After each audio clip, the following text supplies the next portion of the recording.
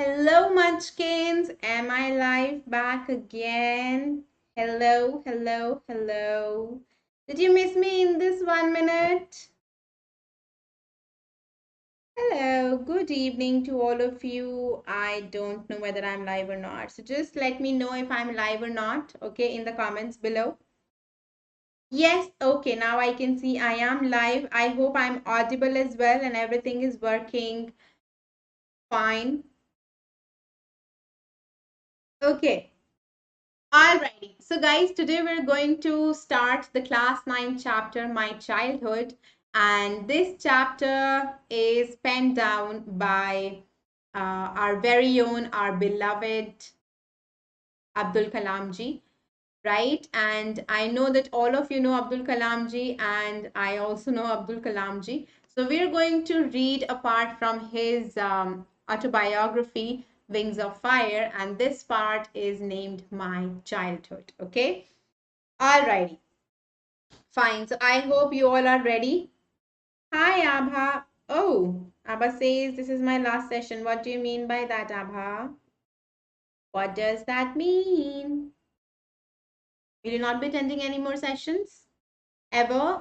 Is that what you mean to say? Or is this your last session for today? Is that what you're trying to say? Hello, Abhilasha. Hi. How are you doing? Okay. Right. So I was talking of class 9th. Acha. Okay, Abha. Understood, understood, understood. Okay. Well, I'm very heartbroken to see you go, but I will let you go. It's okay. Alrighty. So guys, yeah, so as I was saying that we will be discussing this My Childhood portion from Abdul Kalam's autobiography, Wings of Fire. And Abdul Kalam was the president, the former president of India. And I think he was the 11th president of India. And I hope all of you remember Abdul Kalam ji because he is one of the pioneers of scientific revolution in India. So he is a household name because of his scientific acumen as well as for being the president of India. Okay. All righty. Yeah. Okay. Understood, Munchkins. Understood. Okay, so now let's talk about Unacademy's amazing offers that we have lined up for you. So guys, please remember that tomorrow you have your combat, your scholarship combat. This combat will help you win scholarship. Okay, so please do not take this lightly and do not ignore this. You have to attempt this combat at all costs tomorrow at 11 a.m. Okay, so this is tomorrow, Sunday. Tomorrow is Sunday, and this is tomorrow at 11 a.m., 8th of August. And for you 90s, this will take place at 11 a.m. All you have to do is just put in the code SSIN10 as the invite code. Okay, so do not forget to put the invite code SSIN10. Hello, Bhavin. Hi. Okay, just give me a second. Yeah, okay, it's fine now, I think. All right, okay, and the next thing that we have up for you is the combo pack. So guys, this combo pack is ending tomorrow. We will not be offering this offer after tomorrow. So please make sure that you go and get your hands on this offer either today or by tomorrow. Okay, so for all the 90s, this is an amazing offer. So please make sure that you go for this. For all the class 9 students, if you buy 2-year CBSE course, you'll get 25% flat off on your 2-year IIT JEE or NEET UG course, and you'll also get 2 years free validity starting today. So you'll be saving in totality 75% of the value. Okay, so this is definitely a bomb blasting and a very amazing offer that we have for you, so do not miss this opportunity. Okay, we have another offer which is the mega offer lined up for you. So guys, this mega offer is also ending tomorrow. So under this mega offer, what you're supposed to get guaranteed duration of time in which you'll be getting free classes and you'll be also enjoying free Creative Corner subscription. So please make sure that you definitely go and buy CBSE subscription under this mega offer. So this offer ends tomorrow. So please buy CBSE subscription before that, so that if you, let's say for your example, you're buying it for 24 months, then you'll have 4 months of CBSE subscription free of cost. So which means that you'll have in totality 28 months of free subscription, and you'll also be enjoying free Creative Corner subscription for 4 months, which means that you'll be able to learn all of your favorite thing, so to say, playing guitar or dance or singing, anything you can do when you have the free Creative Corner subscription. All right. And we also have the Bugs Bounty offer still going on for you. So if you find any video in which you think there is anything that is inappropriate, or that is inappropriate has been conveyed in this video, then go for this. So this is the Bugs Bounty offer. The first person to report such a video will claim a prize. And guys, Unacademy Plus subscription, we know that this subscription is really loved by you all. So I want to request all of you to go and buy this subscription right now, so that you can also enjoy extra month subscription and extra free Creative Corner months. Okay. So guys, under the Plus subscription, you'll be eligible for getting the education from top educators of India. You'll also be having the access for all the unlimited access. Sorry, you'll also be having the access to all the courses on Unacademy, and you'll have study material, practice test, live test series, your own batch course. You'll also have mentorship and guidance. You'll have everything that you can ever dream of. So go for the Unacademy's Plus subscription. Apply the code SSIN10. Remember that the price is not much. We are not even charging you 1,000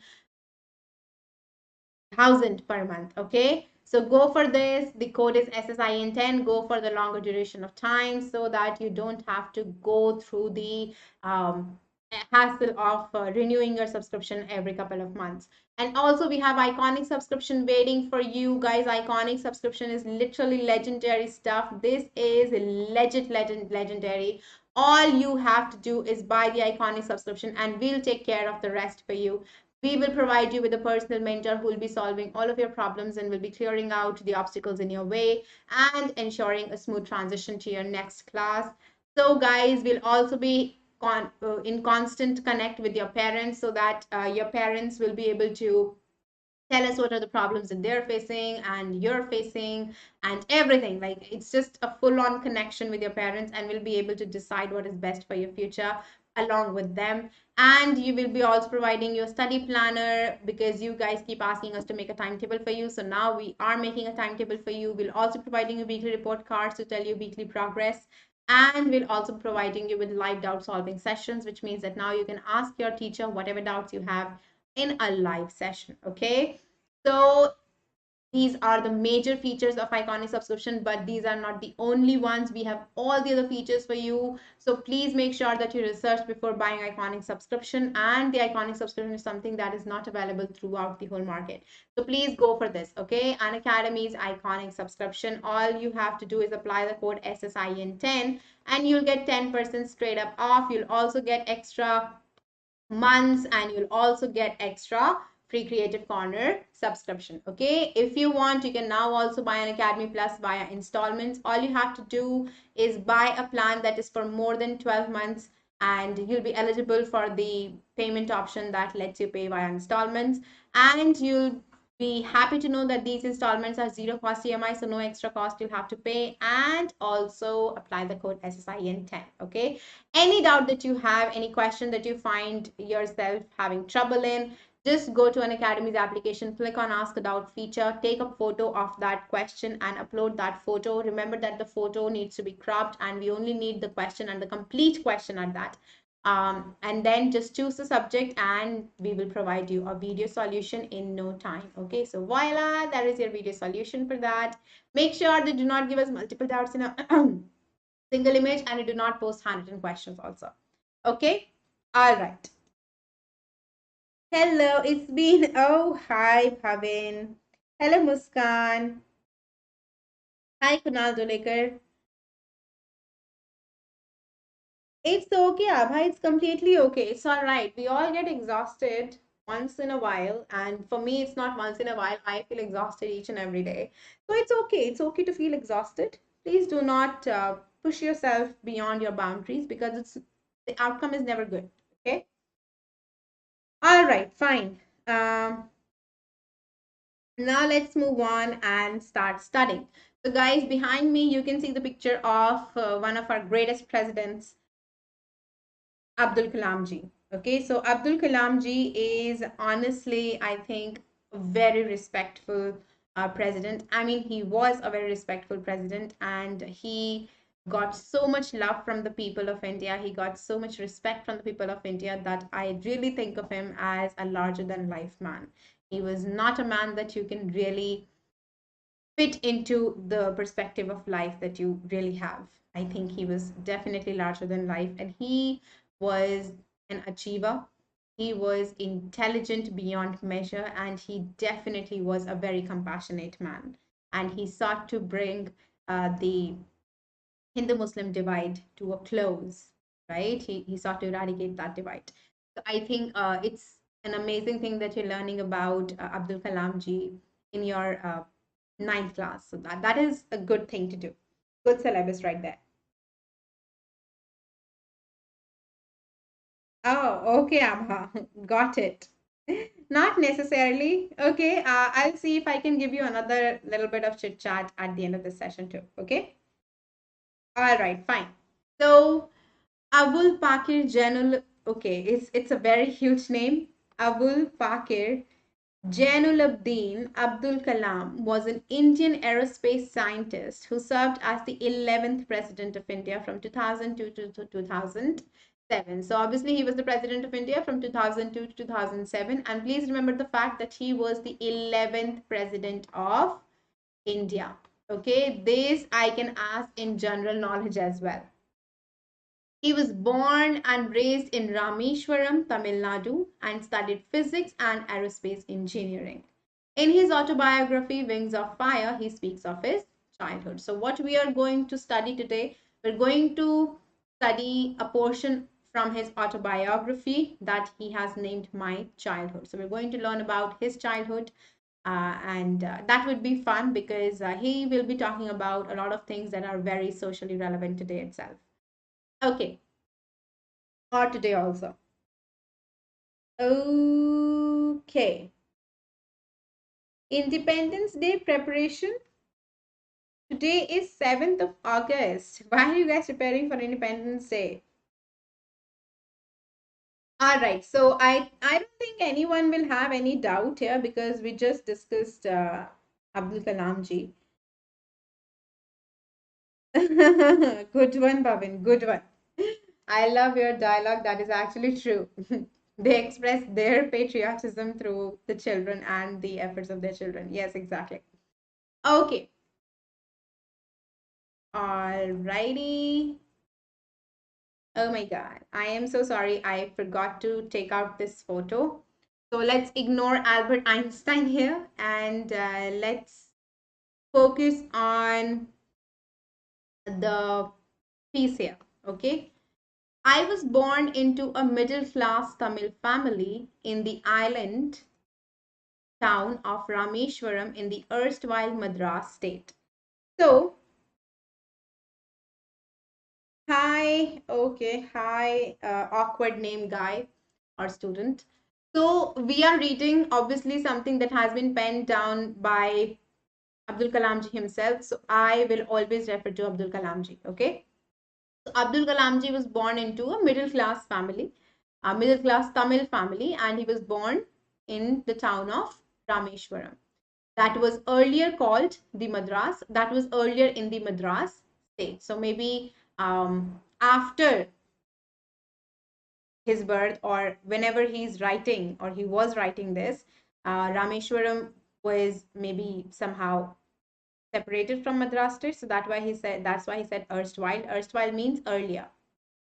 My father, Jainuluddin, had neither much formal education nor much wealth. Despite these disadvantages, he possessed great innate wisdom and a true generosity of spirit. So, you can see Abdul Kalam ji talking about his father in not many words, but in great words here. He says that his father did not have any sort of formal education and he did not have much wealth either. So they were a middle class Tamil family, so they were not well off. They were obviously struggling to make ends meet. But even though there were these disadvantages, even though his father was not educated or his father did not have any wealth, his father was a really intellectual man who possessed great wisdom and was a really kind person also. So these are the attributes that most of the people generally do not have, but his father had, even though he was not educated or he did not have much money. He still was a very generous man, a very kind man, and he had wisdom too. Okay, so the word innate here means बचपन से. Okay मतलब आपके बचपन से ही है, आपके आपके अंदर से इनेट है, मतलब you have it by birth, और मतलब अंदर है आपके वो चीज. ठीक है. Okay. Alright, fine. So guys, any ninethy that I have in the session, do they have any doubt here? Please let me know. All we read about was some quick introduction that was given to us by Abdul Kalam ji himself. He told us how he was born into a very middle class Tamil family and his father was not an educated man and his father did not have any wealth. His family did not have any wealth, but still his father had the wealth of mind and the wealth of heart. So his father was a kind guy, a generous guy, and his father had wisdom in his mind. He had this innate wisdom, he had this intrinsic wisdom, this wisdom that is inherent in him. Okay. Generosity means kindness, Abhilasha, basically. Okay. All right. Let's move on. Next question. Sorry. Next para. Right. He had an ideal helpmate in my mother, Ashiama. I do not recall the exact number of people she fed every day, but I am quite certain that far more outsiders ate with us than all the members of our own family put together. So now you can see the kindness of these people's hearts, even though they did not have much money, they were middle class people, they never really backed down from helping others or feeding others. His father and his mother were sort of equals, and his mother was always helping his father out. And his okay, no, Rishabh, I've never been to a gym in my life, although I'm beginning to think that I should hit gym. But I'm really not ready for the gym experience, I think. I would only be able to go to gym if I had one of my friends along with me. All right, let's come back here. So yeah, he was saying how he finds his mother an equal person in his household with an equal standing, and how his mother always helps his father.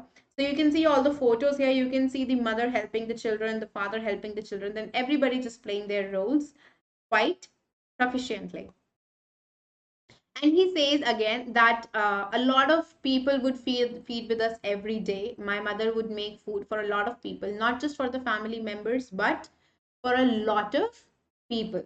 Okay, so they were feeding people every day. So it could mean that they had guests every day, or that they were just, helping poor people out. So they were very generous people, very generous parents, very generous people. That is what we get to know about these people. Very generous hearts. I was one of many children, a short boy with rather undistinguished looks, born to tall and handsome parents. So he says, I was one of many children. So he definitely had a lot of siblings, right? But he says that he was not a good looking guy. When he was a child, he was not a good looking child. He had pretty much undistinguished looks, which means that he was not distinct from others. He looked like just anybody else, pretty normal, pretty average. But his parents were pretty, and his parents were tall people. So they were handsome, they were pretty people, and they were tall as well. So he was born to these people, and he did not really inherit their good looking appearance. Wow, Rishabh, too funny, huh? Bhavin Chirag Shah would beg to differ. All right, let's move on. We lived in our ancestral house, which was built in the middle of the 19th century. So these people, these middle class people, were living in an ancestral house. So they had this house passed down from their ancestors, and they were living in this house. And this house was built in the middle of the 19th century, which goes on to say that this house was built somewhere around 1850s. It was, so you could say 1850s, because that is the middle of the 19th century. It was a fairly large Pakka house made of limestone and brick on the Mosque Street in Rameshwaram. So, look at the beauty. Like, he's born in Rameshwaram, and Rameshwaram basically means the ashram of Ram. And he was a Muslim born in Rameshwaram, and he had a mosque street in Rameshwaram, which just shows you the beauty of the diversity and how they're all just living together, in unison, sort of just living together without any trouble, living together in unity, right? So he had this pakka house, concrete house, and it was made of limestone and brick, basically same thing. And he lived on the Mosque Street in Rameshwaram. My austere father used to avoid all inessential comforts and luxuries. So his father was definitely a utilitarian like myself. His father used to avoid everything that was inessential or everything that was luxurious. So his father aim to live a simple, a plain life, like, the ones of austerity. By austere, you can think of somebody who is living a plain or simple life, or, strict life, so to say. So austere means somebody who lives like a monk. That's what you mean by austere here. Devansh Singh Tomar, well, this is my original accent. I don't know what you're trying to say. I can maybe speak in a hoarser voice, but as far as my accent goes, I think this is the accent, at least for the time being. I really don't understand when people say, please speak in your real accent, because I'm not making up this accent. I don't know why people think that other people make up their accent, because you cannot really make up your accent. You cannot really make up the way you speak. You just speak like it because maybe you've heard speaking like this a lot of times, and that's what has been imprinted in your subconscious, and that's just how things come out. It's really something that you cannot change with conscious efforts. It has to be subconscious. Okay, yeah, let's come back here. Rich cultural diversity. Yes, Rishima, definitely. So this shows the rich cultural diversity. This shows the unity in diversity, so to say. This shows us how beautifully and unanimously all of these people live together without any troubles, and how in Rameshwaram, that is the ashram of Ram, there was a mosque street on which Muslims lived, and it was also, he says that they were living in their ancestral house. So this had been going on for a long time. It was not a recent development that Hindus and Muslims started living together in Rameshwaram. It had been going on for a long time, because they had their ancestral house from 19th century there. So this had been going on for, like, a century or so. Okay, I can talk English in two different accents. Well, Devansh Singh Tomar, good for you, not good for me. Okay, alrighty.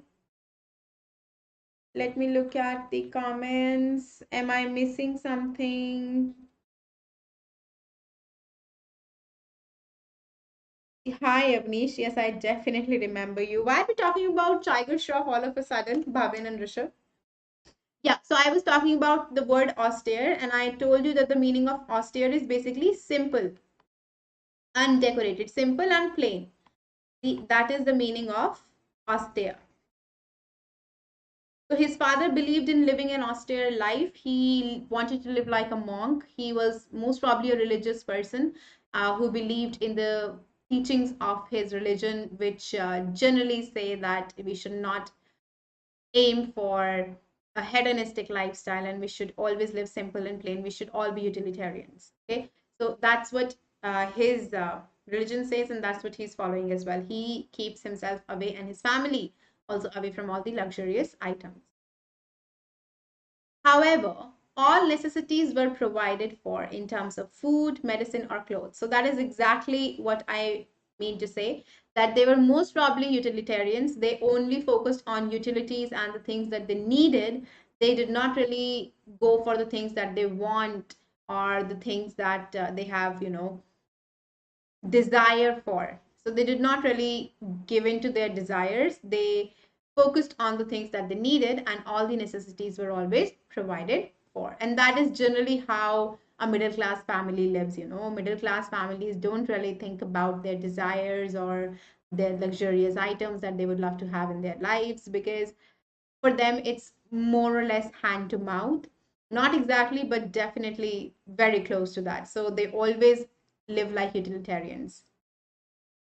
In fact, I would say mine was a very secure childhood, both materially and emotionally. So he says that my childhood was one of the most secure childhoods because I did not have a dysfunctional family. I did not have a family which did not fulfill my emotional needs as well as my material needs. His family fulfilled both of the needs, both material and emotional needs, and he was very close to his family. He respected his parents, he respected his siblings, and there was a lot of love in the family. So that is what you call a very functional, a very beautiful family, which positively goes on to portray all the positive attributes of a family. And that's the kind of family he had. It's sort of an ideal family, a middle class ideal family.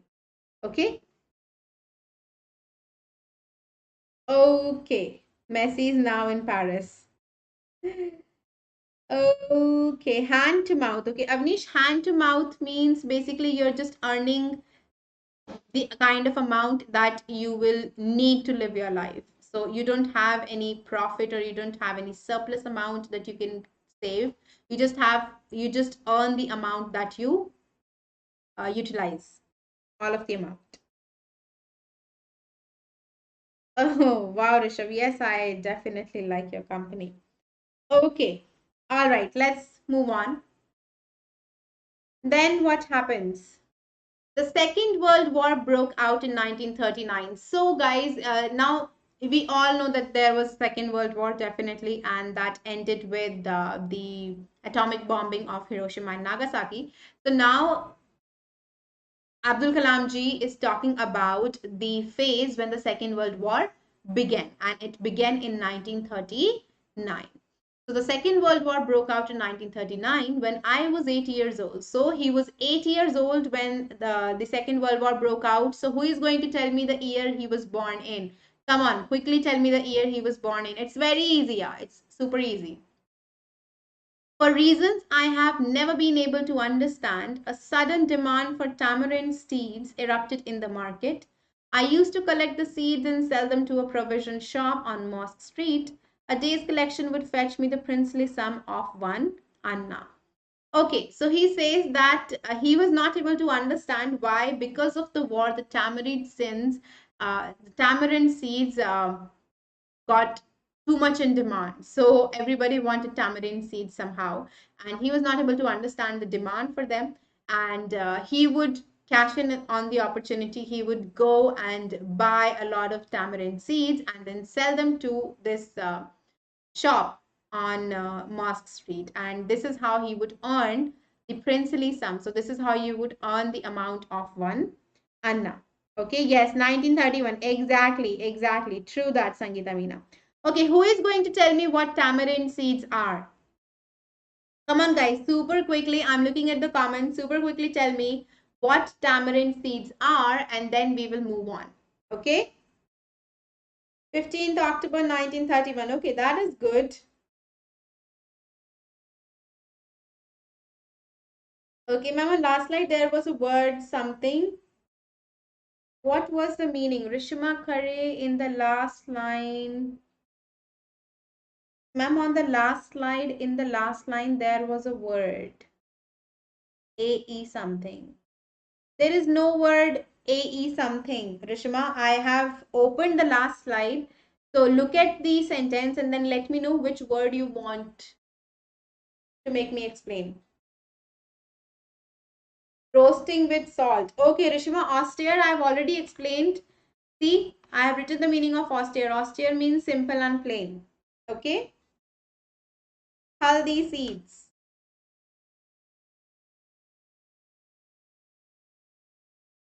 Yeah, okay.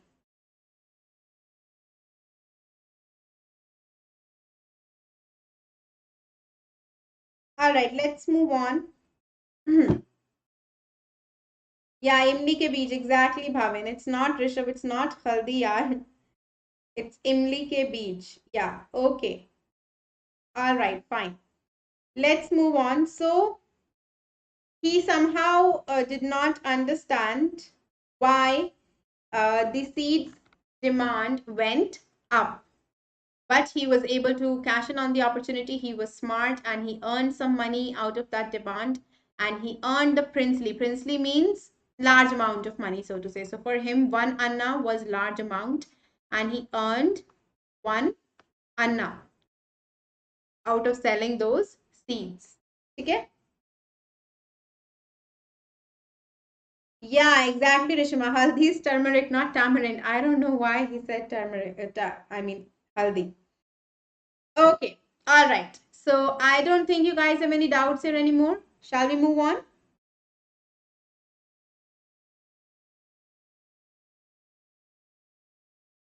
Let me know if you guys are ready for the next slide because I am moving on. Okay. Haldi is turmeric. Exactly. Vico turmeric, nahi cosmetic. Vico turmeric Ayurvedic cream. Remember? Yeah. Yes, Rishabh मेरा काम ही confuse करना है मैंने आप लोगों से पूछा था यार. Okay. All right. Let's move on. So my brother-in-law Jalaluddin would tell me stories about the war which I would later attempt to trace in the headlines in Dinamani.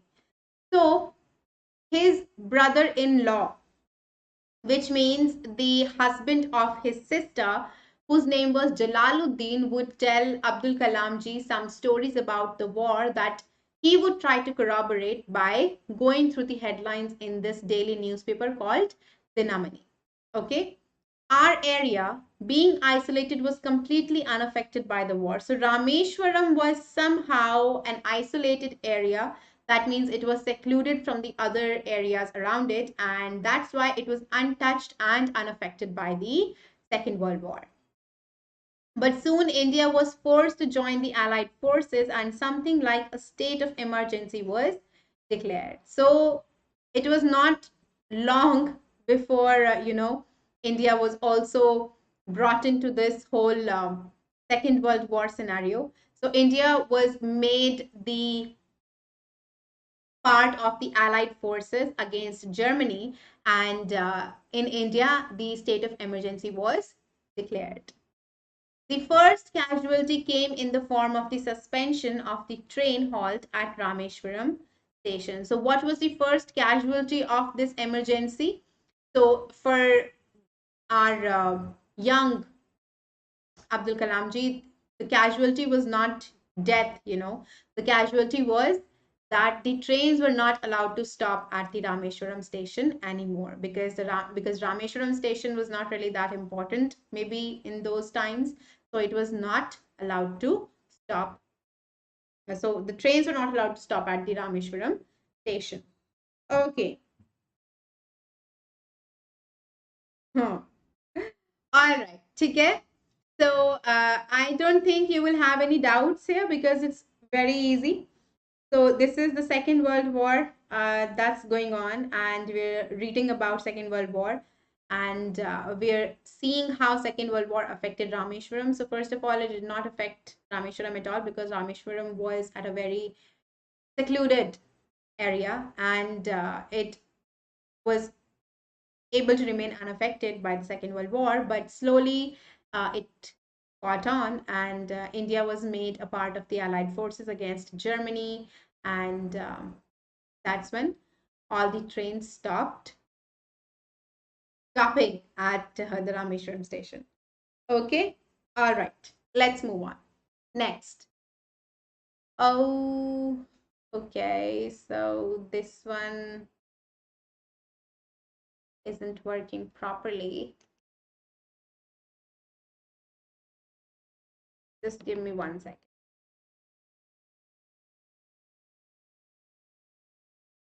Okay, let's go for it now. So if you guys have any doubts, just let me know. Okay? Don't worry, I'm taking care of your doubts. Rishabh, come on, yeah. Okay, then what happened? The newspapers now had to be bundled and thrown out from the moving train on the Rameshwaram road between Rameshwaram and Hanuskodi. So, okay, so the newspapers used to come via train, but because the trains were not allowed to stop at Rameshwaram station anymore because of the state of emergency that had been declared, the newspapers were now only thrown out from the train, right, in bundles.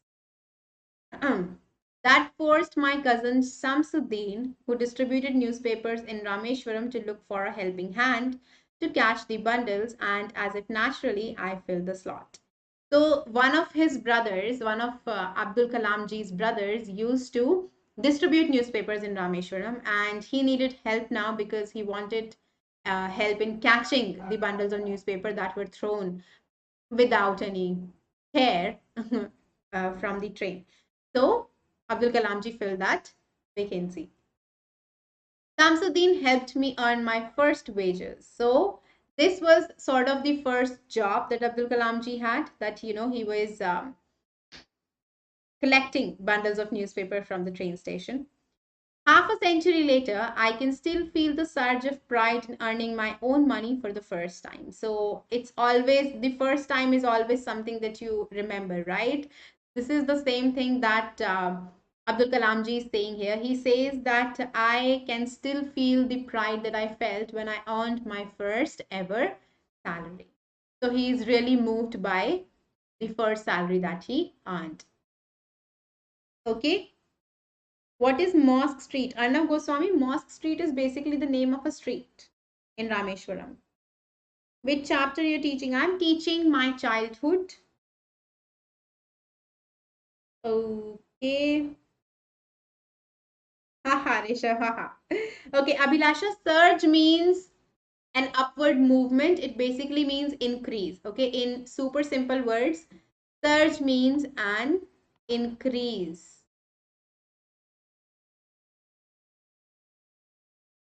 So he says, I feel the surge of pride. So he feels how his chest swells because of the pride that he had when he earned his first ever salary. Okay, all right, let's move on. Every child is born with some inherited characteristic into a specific socio-economic and emotional environment and trained in certain ways by figures of authority. I inherited honesty and self-discipline from my father. From my mother, I inherited faith in goodness and deep kindness, and so did my three brothers and sister. So now he's talking about some very major things. He's saying how children definitely get some or the other characteristics from their parents. So they inherit some of the characteristics, and they are born into a specific socio-economic and emotional environment. So by socio-economic, he means that relating so a particular society and a particular economical status this child is born in, along with the characteristics that he inherited from his parents. So he was born in a society in Rameshwaram, right? And the economic status was middle class. So this was his socio-economic status, and emotional environment was really good because his parents were definitely a functional they were maintaining a functional family, and it was filled with love and honesty. Okay, so this is his socio-economic and emotional environment, the environment that he is born into. and trained in certain ways by figures of authority. So he says that the child that is born into such sort of circumstances, that person is definitely trained by other figures of authority that surround him. There could be other figures of authority, the teachers or the governor or any figure of authority, and the child is influenced by these figures of authority as well as their parents and their surrounding. I inherited honesty and self-discipline from my father. So now he says that the figure of authority for me was my father, and I inherited honesty and self-discipline from my father. And from my mother, I inherited the goodness and the kindness of her heart. I had three close friends in my childhood: Ramananda Shastri, Arvindan, and Shiv Prakashan. So he talks about his three close friends, so kind of three best friends. So these were a group of four friends. You had Abdul Kalam ji, you had Ramananda Shastri, and you had Arvindan, and you have Shiv Prakashan. So these are four friends. All these boys were from Orthodox Hindu Brahmin families. So all of these boys were from Orthodox Hindu families. What do you mean by Orthodox? The meaning of Orthodox is, let's say, believing too much in their religion. Believing too much in religion and following it. That is what you mean by Orthodox. Okay? All right. So guys, any doubt?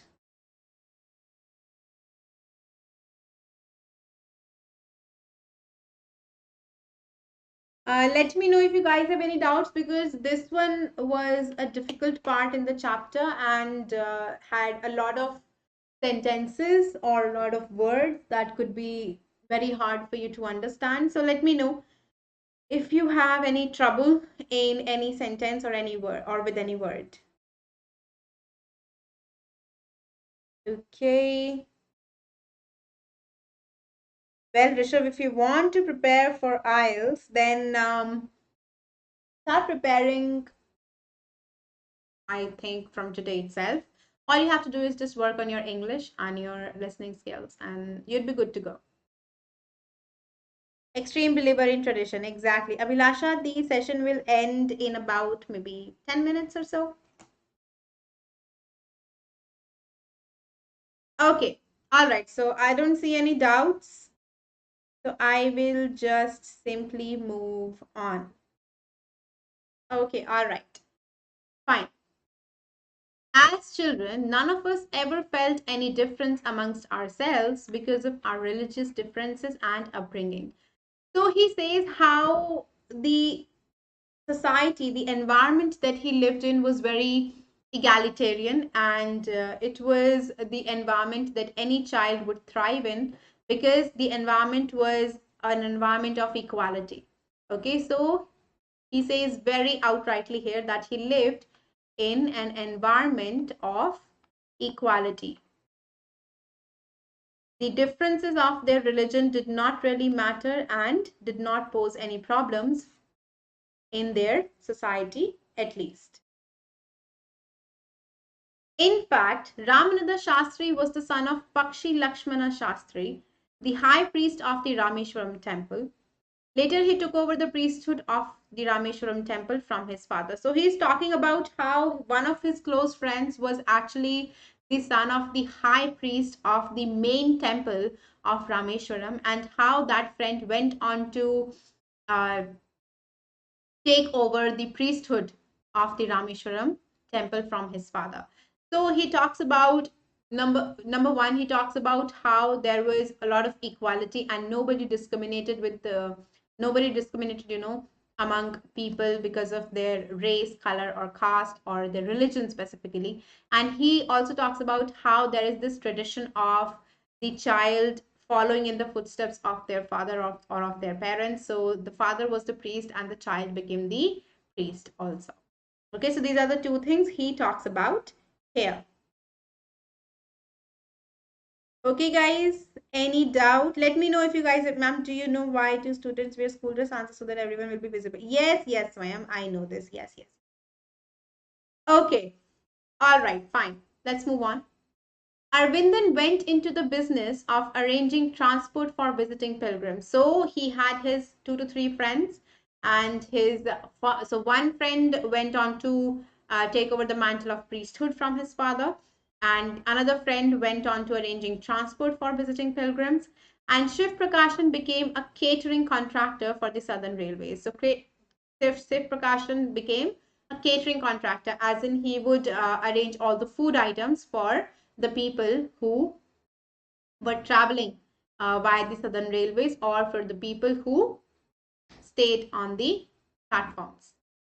During the annual Sri Ram Kalyanam ceremony, our family used to arrange boats with a special platform for carrying idols of the Lord from the temple to the marriage site, situated in the middle of the pond called Ramatirth, which was near our house. So his family was obviously a very believing Muslim family, you could say an Orthodox Muslim family, and his family was right there in the mix of this, okay? And his family was right there in the midst of this whole um, ceremonial preparation for the Rama Kalyanam festival, so to say.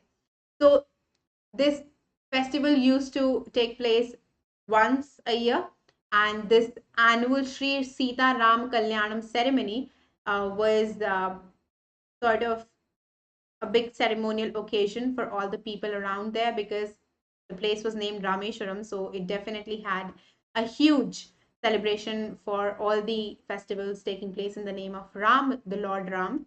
Uh, he says that his family used to arrange boats with a special platform. So you can see the boats here, and how his family is arranging these boats.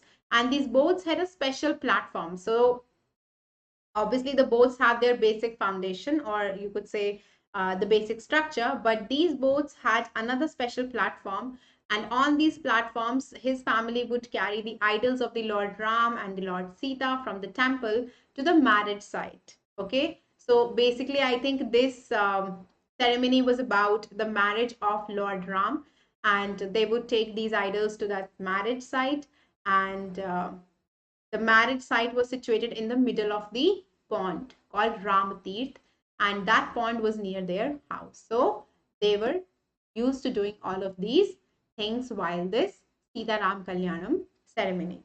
Okay. All right. Yes, Jai Siya Ram. Okay, fine. So this is the last for today.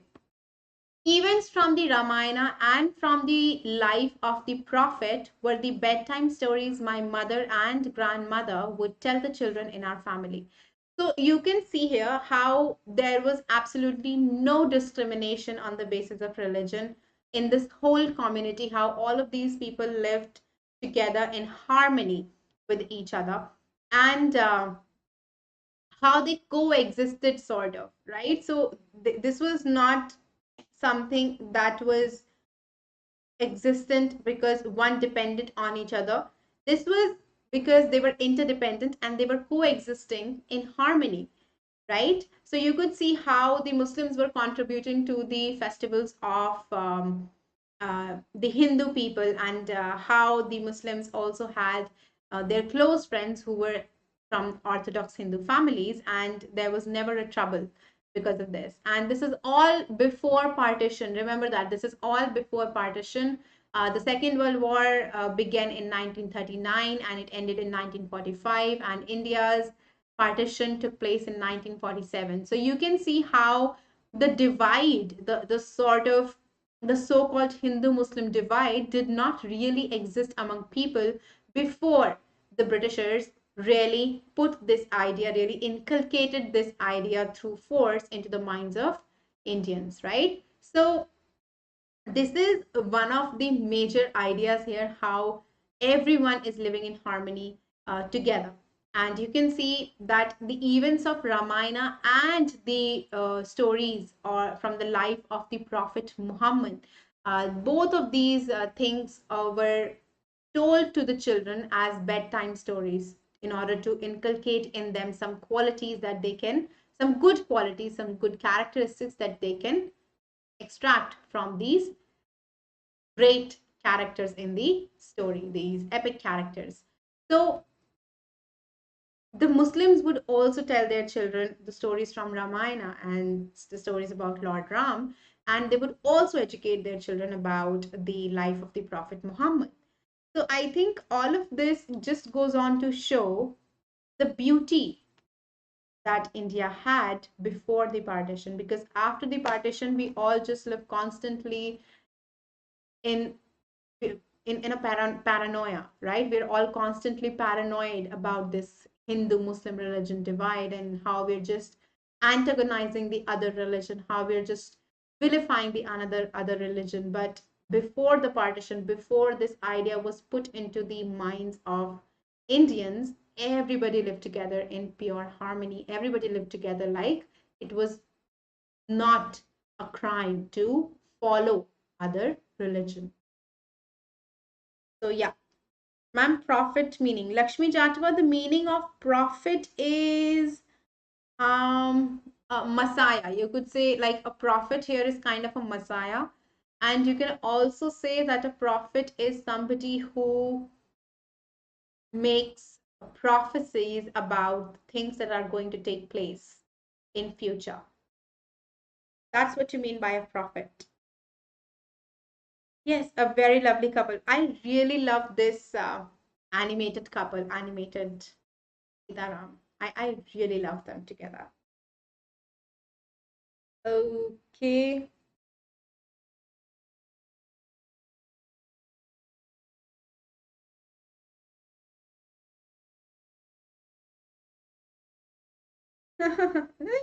Okay, Abha ma'am, have you seen this Ramayana animated movie? It's collaboration between India and Japan, 50 years of relationship. Oh, wow, Bhavin. So I don't really remember whether I've seen this or not, but I've definitely seen their images, and I just might have seen this animated movie also. I again don't remember, but I might have. Okay. All right. So anyone, any doubts? I think this is a very beautiful part of this chapter wherein we're just learning of the absolute harmony between religions, especially in the southern part of India, right? I think in the northern part of India, the hatred started brewing, but the southern part of India was slow to catch up on that hatred, and things went on to be as harmonious as they could ever be there for a long period of time. And I really think that they still are.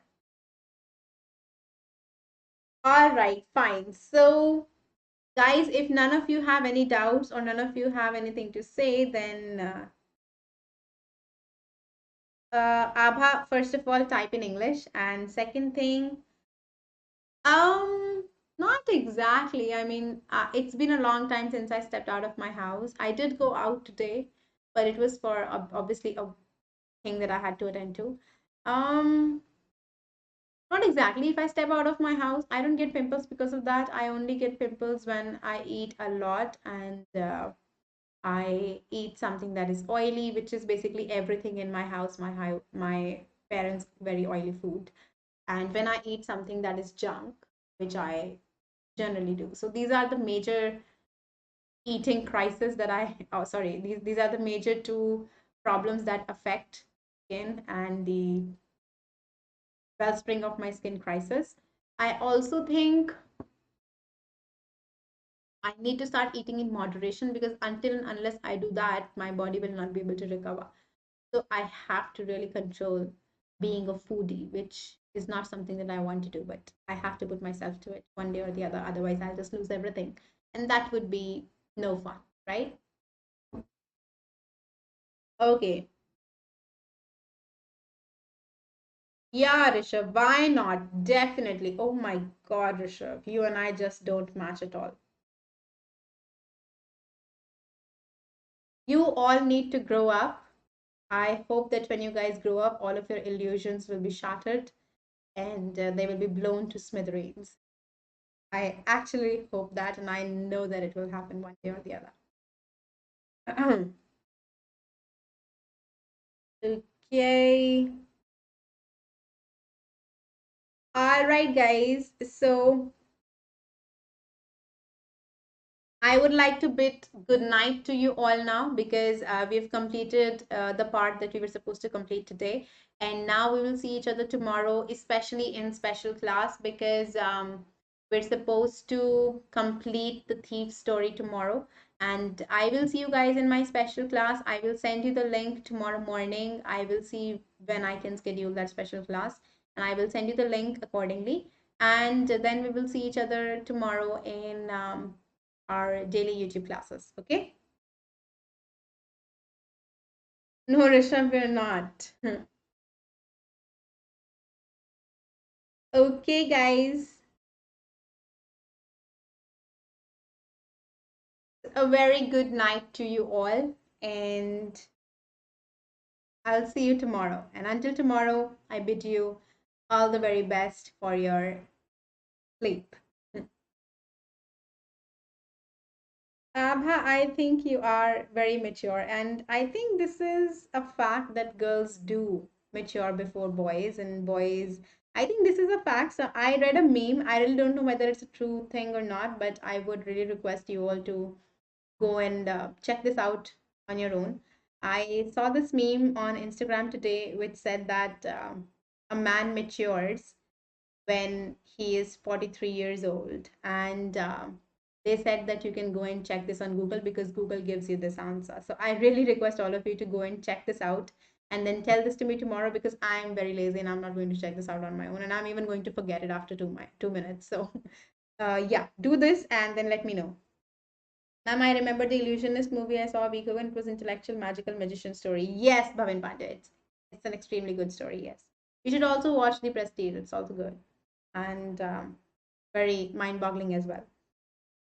Okay, all right, guys. Good night, sweet dreams. Until tomorrow. Bye.